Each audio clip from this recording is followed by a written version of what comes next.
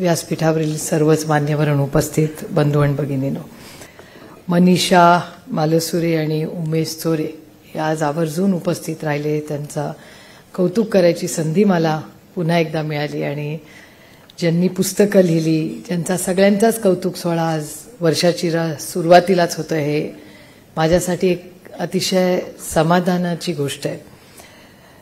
खरं तर मीडिया आणि तंत्रज्ञान इतकं वाढलंय, त्याच्यामुळे दुर्दैवाने इच्छा असूनही स्वभाव जसा असेल तसं मन मोकळं करता येत नाही, हे दुर्दैव झालेलं आहे. कारण आत्ता जे आपण भाषण ऐकलं त्याच्यात श्री योगेश कुलकर्णींनी एक महत्त्वाचा मुद्दा मांडला. आता त्याला माझ्याकडे उत्तर आहे, पण वयाप्रमाणे जबाबदारीप्रमाणे आपलं भाषण थोडंसं आणि तंत्रज्ञानामुळे ऑल्टर करावं लागतं. मी खरं तरी काही वेगळं बोलले असते एरवी, पण मी एवढंच आपल्याला सांगेन की पुढच्या 8 दिवसात तुमच्या आणि माझ्या सोयीने मी स्वतः तुम्हाला या राज्याच्या शिक्षण मंत्र्यांकडे घेऊन जाईन आणि हा उपक्रम बाकीच्या राज्यात जर होत असेल आणि तो आपल्याकडे होत नसेल तर ही अतिशय चिंताजनक बाब आहे आणि ही पहिल्यांदा मला अनुभव असा झालेला नाही आहे. यशवंतराव चव्हाण सेंटरमध्ये गेले अनेक वर्ष मार्गदर्शक म्हणून विवेक सावंत सर काम करतात, मार्गदर्शन करतात आम्हाला. त्यांनी ही जी नॉलेज सेंटर जे सुरू केलं त्यांनी पहिल्यांदा, आपल्याला सगळ्यांनाच त्याचं माहिती, इथे सीडॅकचं पण आमच्याकडे मोठं सेंटर आहे.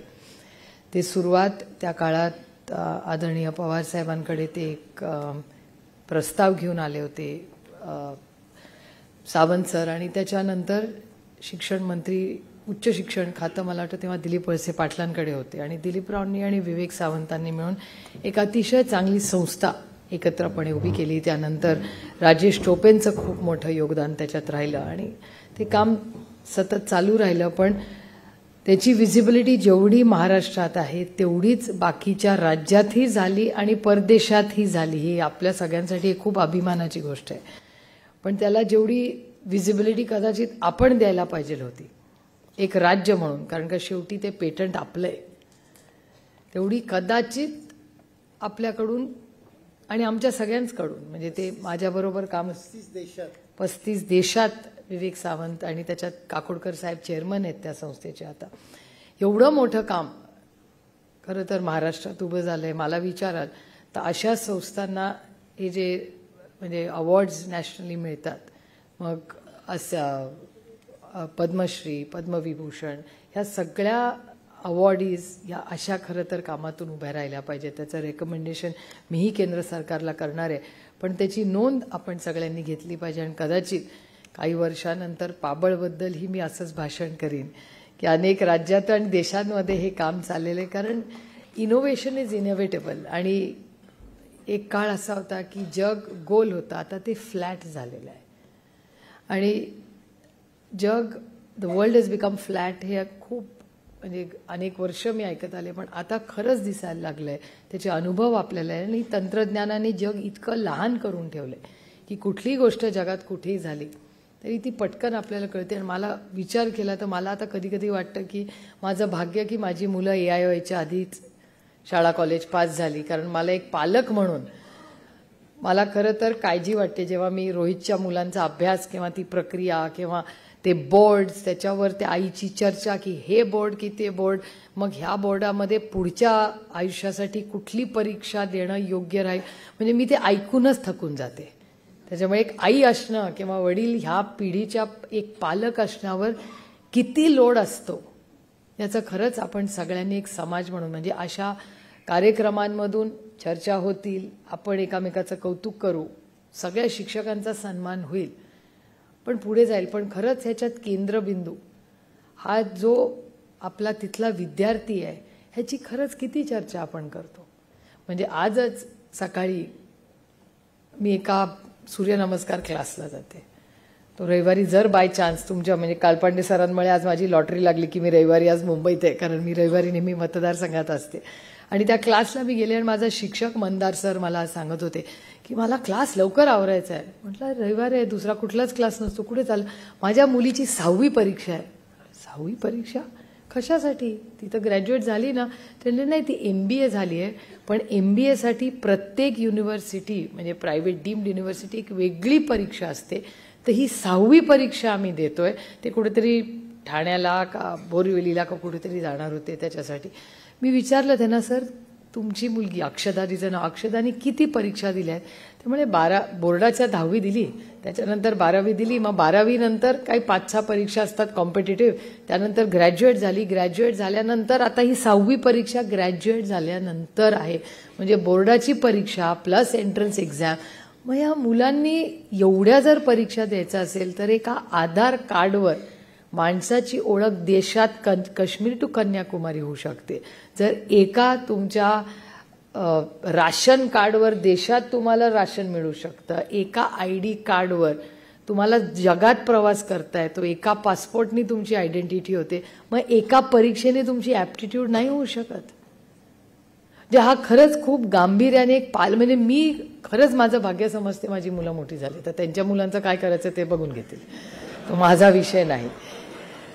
पण on a very serious note की ह्या बाबत आज समाजामध्ये चर्चा होणार आहे की नाही. आपण न्यू एज्युकेशन पॉलिसी, प्रकाशजींचे आणि माझे जरी आमचे राजकीय मतभेद असतील तरी प्रकाशजींचे आणि माझे अकॅडमिक लेवलला अतिशय चांगले कौटुंबिक संबंध आहेत. अनेक वेळा आमची चर्चा, वाद विचार, पण खूप अशा गोष्टी आहेत ज्या प्रकाश जावडेकर जेव्हा त्यांच्याकडे हे मंत्रालय होतं केंद्रात तेव्हा न्यू एज्युकेशन पॉलिसी असताना खूप वेळा आम्ही चर्चाही केली. आमचे मतभेदही खूप आहेत, पण काही गोष्टीत अकॅडमिक्सबद्दल प्रकाशजींची आणि माझे खूपशी मतं सारखी आहेत. पण मग हा बदल जो आपण केला, ज्याला आपण इंग्रजीत चांगला शब्द आहे म्हणजे autonomy, autonomy of the student, autonomy of the, या डीम्ड युनिव्हर्सिटीज कशासाठी काढल्या की फ्लेक्सिबिलिटी ऑफ एज्युकेशन ना, म्हणजे तुम्हाला तुमच्या शिक्षणामध्ये तेचपणा नको म्हणून काहीतरी नवीन इनोव्हेशन करण्यासाठी तर तुम्ही डीम्ड युनिव्हर्सिटी केल्या. मग डीम्ड युनिव्हर्सिटीज करताना मग हे प्रयोग चालू असताना शिक्षणामध्ये बदल कधी येणार? आता तुम्ही सगळे शालेय शिक्षणाबद्दल बोलता. शालेय शिक्षणामध्ये खरंच ह्याचा गोष्टीचा विचार केला पाहिजे की फक्त फी स्ट्रक्चरमुळे लोक मराठी मीडियम आणि इंग्रजी मीडियममध्ये ॲस्पिरेशनल बघतात का? म्हणजे आजकाल मराठी शालेय शिक्षण प्रायव्हेट शाळांमधलं महाग झालंय म्हणून लोक मराठी माध्यमांकडे जात आहेत का खरंच त्याच्याकडे ओढ आहे? याचाही चर्चा मला वाटतं ह्या व्यासपीठावर झाली पाहिजे. आणि आम्हाला तुमच्याकडून ऐकायचं आहे हे सगळं. एकीकडे मराठी भाषा याच्याबद्दल आपण सगळ्यांनी प्रेम केलं पाहिजे, त्याच्यावर पुढच्या पिढीला मराठी भाषा चांगली आली पाहिजे. आणि कदाचित ह्या वास्तूमधले इथे बसलेले लोकांचे बरंच असेल, पण 80% म्हणजे माझ्या सकट आमचे जे राजकारणात आहेत, RR पाटील सोडले तर कुणाचीही मुलं कुठल्याही या सरकारी शाळेत गेलेली नाही. वास्तव आहे ह्याचं. मी कॉन्व्हेंट एज्युकेटेड आहे. मी म्हणजे पवार फॅमिलीमध्ये आमच्या कुटुंबामध्ये पहिली इंग्रजी माध्यमांमध्ये जाणारं मूल म्हणजे मी.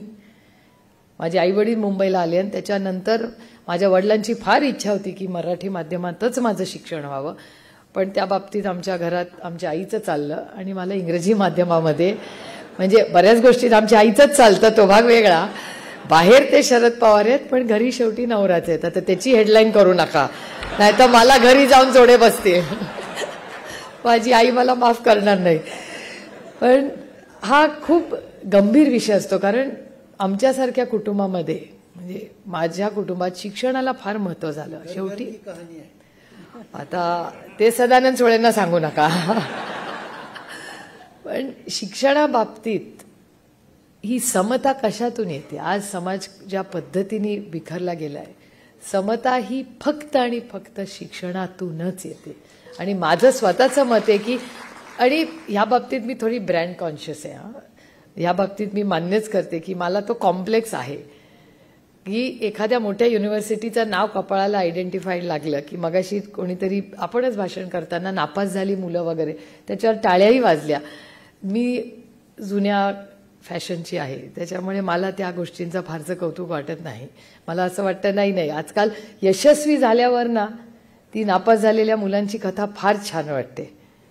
पण अनेक अशी आहेत, मेजॉरिटी काढून बघा ना तुम्ही, की असे किती नापास झालेले जे यशस्वी झाले. ते एक इमोशनल कंटेंट म्हणून जे हाय IQची मुलं आहेत ना, ते जेव्हा नापास होतात त्याचं कौतुक होतं. पण ज्याला इन्क्लुसिव्ह शिक्षण मिळत नाही अशा मुलांनी काय करावं? त्यांना बुद्धिमत्ता आहे पण वेगळ्या पद्धतीची बुद्धिमत्ता. कुठलंही मूल ढ नसतं या मताची मी आहे. मी 2 मुलांना जन्माला दिलेलं आहे. माझी दोन्ही मुलं पूर्णपणे वेगळी आहेत, त्यांचे इंटरेस्ट वेगळे आहेत, IQs वेगळे आहेत. आणि मला शिक्षकांचं कौतुक वाटतं की एक आई म्हणून 2 मुलं वाढवताना मला एवढा त्रास होतो. 40 वेगळ्या IQची वेगळ्या बॅकग्राऊंडची मुलं एका वर्गात आणून त्यांना शिक्षण देणं हे किती अवघड असेल. आणि स्टॅग्नन्सी येतेच हो, कुठल्याही कामात प्रत्येकाला स्टॅग्नन्सी येते. तुम्हालाही येत असेल ना की तेच पहाडे, आता काही दिवसांनी पहाडे शिकवावेच लागणार नाही, कारण का AIच तुम्हाला सांगेल काय पहाडे आहेत. AIवर मी बोलणार आहे कारण का मला तुमची मतं ऐकायची आहेत AIवर. कारण का मी खूप टेक्नॉलॉजी ड्रिव्हन आहे, मला टेक्नॉलॉजी प्रचंड आवडते. कुठलीही नवीन गोष्ट टेक्नॉलॉजी वाईज आली तर ती मी आत्मसात करते. पण मला ChatGPTची भीती वाटते. पहिल्यांदा मला तंत्रज्ञानाची भीती वाटते. कारण का ChatGPT वाचून जर लोक माझ्याबद्दल मत ठरवणार असतील तर मला ते काळजी वाटते. कारण का ते ChatGPT आहे, ते माणूस नाही आहे. किंवा प्रत्येकाबद्दल जी माहिती ChatGPTमध्ये येते आणि सगळ्या भाषांमध्ये येते, त्याच्यामुळे ते आणखीन सोपं झालंय. आणि ChatGPTच्या माध्यमातून जर मुलं उद्या होमवर्क करायला लागली, प्रेझेंटेशन्स करायला लागली, तर मग आपल्या मेंदूचं ॲप्लिकेशन, त्याचं अनालिसिस हे कसं करणार? बुद्धिमत्ता प्रोसेस कशी करणार तुम्ही तुमची? त्याच्यामुळे हा खूप गंभीर विषय आहे. मला खरंच शिक्षणाची काळजी एवढ्यासाठीच वाटते. मला काय फक्त शिक्षकांच्या नोकऱ्या जातील हा विषय नाही आहे, त्याच्या पुढचा विषय. कारण का शिक्षक ही नोकरी नाही आहे, ती सेवा आहे. तुम्ही आई वडील म्हणजे कुठल्याही शाळेत तुम्ही गेला तर पहिला मुद्दा कुणालाही विचारा की तुम्हाला आयुष्यात काय बनायचं आहे. 80% मुलं हात वरती करून म्हणतात मला शिक्षक व्हायचं आहे. It's an icon. आमच्याही शाळेत, आजही शाळा सोडून किती वर्ष झाली मी सांगणार नाही, ChatGPT माझं वय सांगेल तुम्हाला. पण आज जेव्हा मी वळून पाहते की माझ्या आयुष्यात जे जे संस्कार झाले ते माझ्या आई वडिलांनंतर कोणी केले असेल तर सेंट कोलंबा शाळा गामदेवीनी केले आणि तिथल्या शिक्षकांनी केले, हे मी कधीच विसरू शकणार नाही. ती नाती, त्या नात्यातला ओलावा, त्या जबाबदाऱ्या त्या शाळेनी ज्या शिकवल्या त्या मला नाही वाटत कुठल्याही शाळेत आणि कुठलंही ChatGPT ते शिकवू शकत नाही. म्हणजे आमच्या काळात ते कम्प्लीट पॅकेज होतं. आता शाळेंचा माझा खूप संबंध कमी येतो आणि ते इतकं प्रेशर असतं परफॉर्मन्स की हे पण आलं पाहिजे आणि हे पण आलं. हा आग्रह कशासाठी की आपल्या मुलाला किंवा मुलीला सगळंच आलं पाहिजे, हा पालकांचा आग्रह कशासाठी असतो हे मला कळत नाही. शाळेच्या वेळी शाळा आणि त्याच्यानंतर तुमची काही क्रिएटिव्हिटी हाऊस असेल ती करा. पण मला AI न्यू एज्युकेशन पॉलिसी आणि आजच्या कॉन्फरन्स आणि तुमचा फीडबॅक, म्हणजे हे पुस्तक जे आम्ही काढतो त्याची 4थी आवृत्ती आली, ही कशासाठी आली की कोणीतरी ज्यांना आवाज नाही त्यांना आवाज द्यायचं काम या पुस्तकाने केलेलं आहे. त्याच्यामुळे मी खरंच सतीशचे कौतुक करते की हा त्यांच्या सगळ्या संकल्पनेतून हे पुस्तक झालं.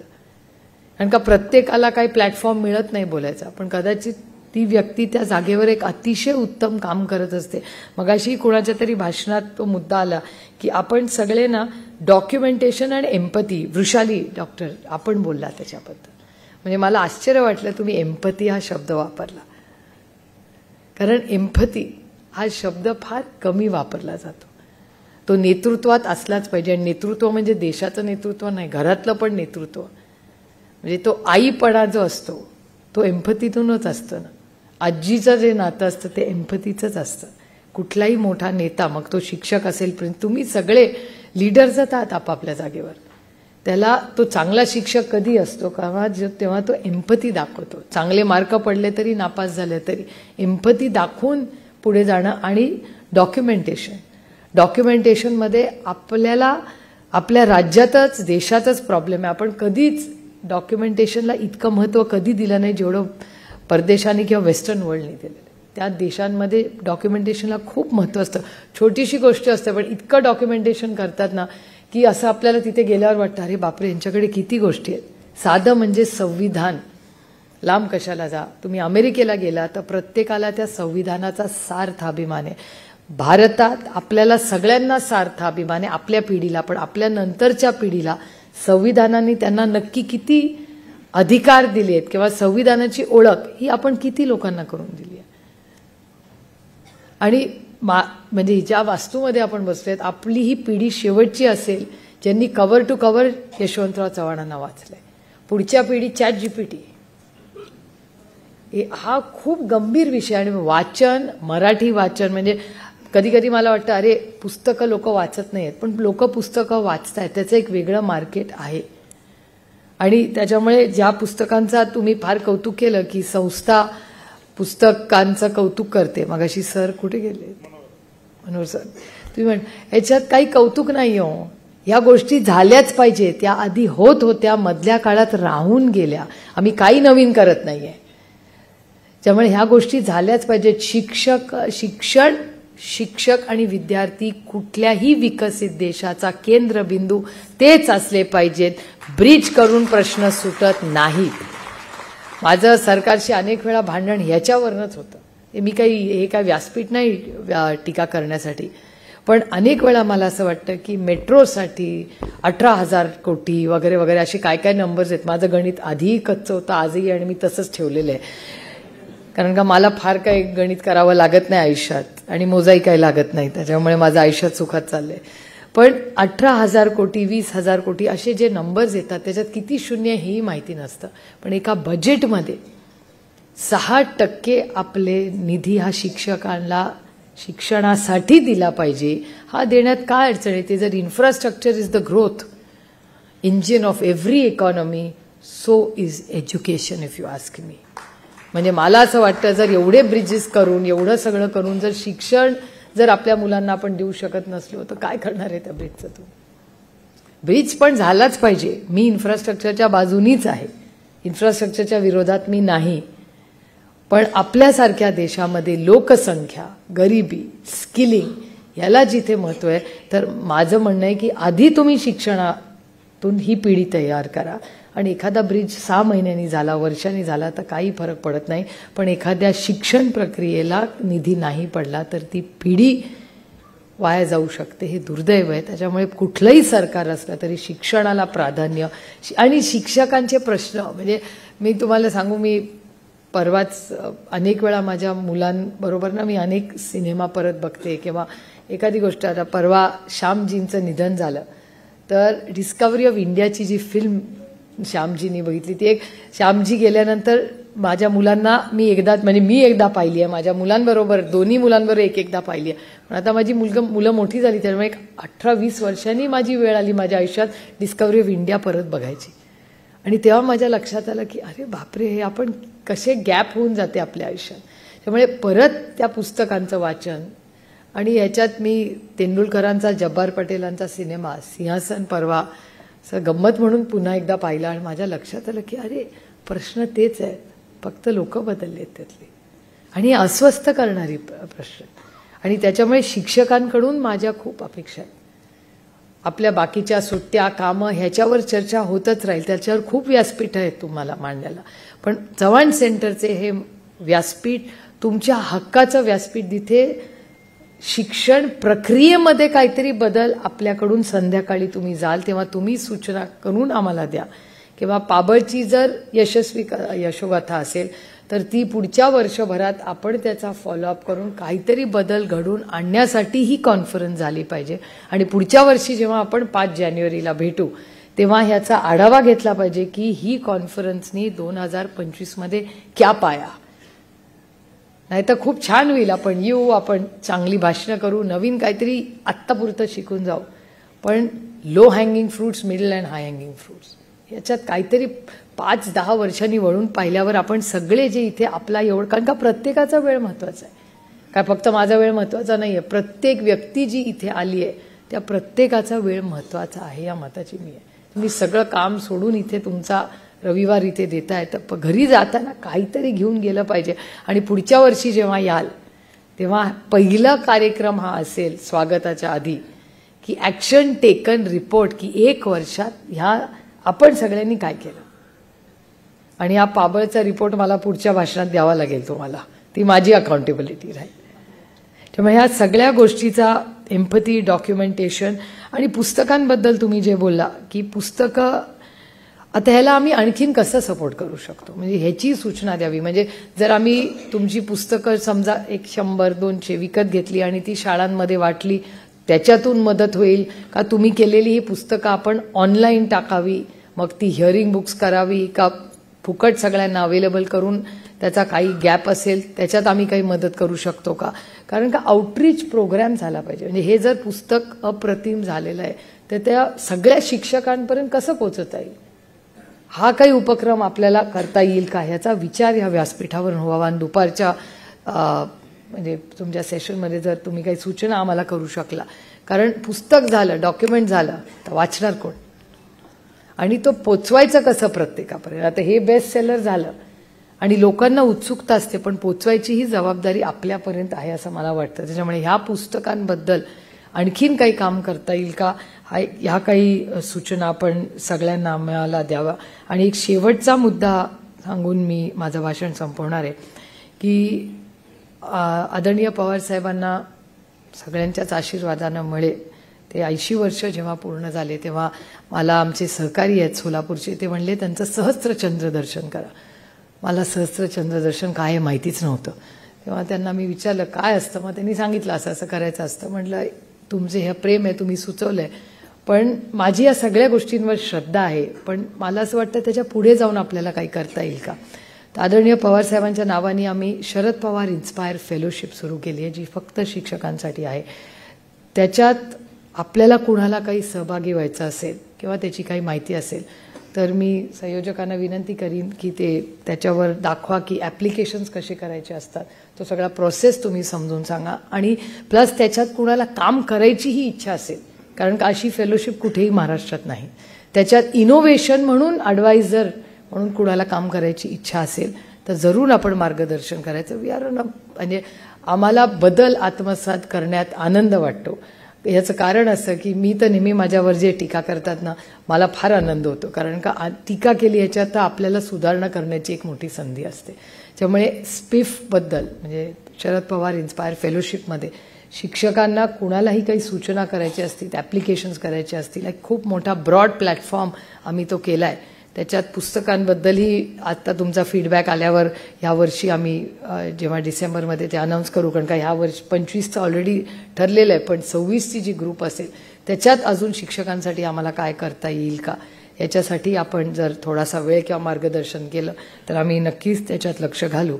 आणि शिक्षकांकडून माझी एक अपेक्षा आहे, जशा तुमच्या आम्ही राजकारणी आणि पॉलिसी मेकर म्हणून जशा अपेक्षा आहे, कारण का तुमचा भाषणाचा सगळा शेवटचा रोख माझ्याचकडे होता, पण मी स्वतःला गिल्टी समजत नव्हते कारण का मी त्या सरकारमध्ये नाही आहे. पण हा सगळा चेष्टेचा भाग झाला. पण खूप शिक्षणात आम्ही सगळेच अनेक वर्ष एकत्र काम करतो, त्याच्यामुळे तुमच्या ज्या काही सूचना महाराष्ट्र किंवा केंद्र सरकारकडे पॉलिसी लेवलला म्हणून असतील तर जरूर सांगा. बगरे सर जे आता नाशिक दिंडोरीमधून निवडून आलेले आहेत, ते त्या केंद्र सरकारच्या कमिटीवरही आहेत शिक्षणाच्या, त्यामुळे कुठल्याही शिक्षकाला महाराष्ट्र किंवा देशामध्ये प्युअर पॉलिसी, याच्यात काही पक्ष नाही वगैरे, हा काही कुठला राजकीय विषय नाही, आणि शिक्षणात राजकारण येऊ नये या मताची मी आहे. त्याच्यामुळे तुम्हाला कधीही काही सूचना अशा बाबतीत पॉलिसी लेवलला करायच्या असतील तर हा तुमचा हक्काचा प्लॅटफॉर्म आहे, त्याच्यात जरूर आपण फीडबॅक द्यावा.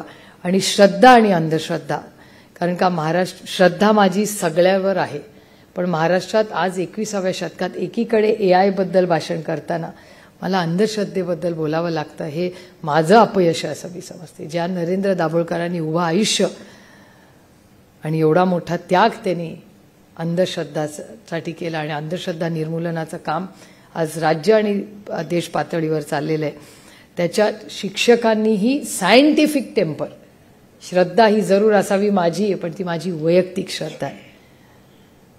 तर ह्या विषयावरही शिक्षकांनी अंधश्रद्धा आणि सायंटिफिक टेम्पर ह्याच्याबरोबर जेव्हा AI मध्ये तुम्ही काम करता, जेव्हा तुम्ही सायंटिफिक टेम्पर म्हणता आणि मग अंधश्रद्धा जर ह्या राज्यात आणि देशात वाढत असेल तर तोही एक सामाजिक विषय मिळून, कारण का शिक्षकांचा खूप मोठा इम्पॅक्ट असतो, तुम्ही खूप इम्पॅक्ट करू शकता. त्याच्यामुळे ह्याही गोष्टीचा गांभीर्याने विचार शिक्षकांनी करावा, कारण का अंधश्रद्धा निर्मूलनाची संस्था आणि मी अनेक वर्ष ND पाटील ही त्याच्यात खूप ॲक्टिव्ह होते. आज सरोज पाटील ते काम करतात.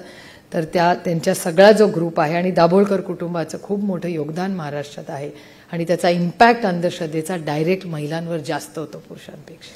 त्यामुळे ह्याही गोष्टीचा एक शिक्षक म्हणून आपण सगळ्यांनी विचार करावा. आज आपण वेळात वेळ काढून आज इथे आलात. अनेक वेगळे प्रश्न, काही सूचनाही माझ्याकडे आल्या आहेत, पण तुमच्या दुपारच्या सत्रात जर काही वेगळ्या सूचना आणि जर आज आपल्याला सूचना देता आल्या नाही तर आपण जर सगळ्या सोशल मीडिया प्लॅटफॉर्म्सवर मी अवेलेबल आहे. माझा 24/7 अवेलेबल असते मी. त्याच्यामुळे कधीही तुम्हाला काही पॉलिसी लेवलला सूचना करायच्या असतील तर जरूर आपण मला कॉन्टॅक्ट करावं.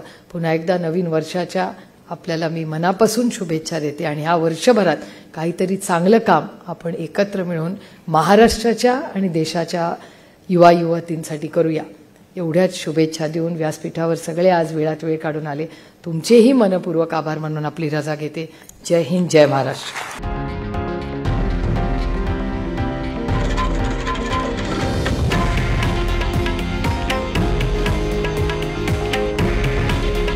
हे आहे देशातील नंबर 1 न्यूज नेटवर्क आणि आपण पाहत आहात TV9 मराठी. काळजी तुमची, हित महाराष्ट्राचं.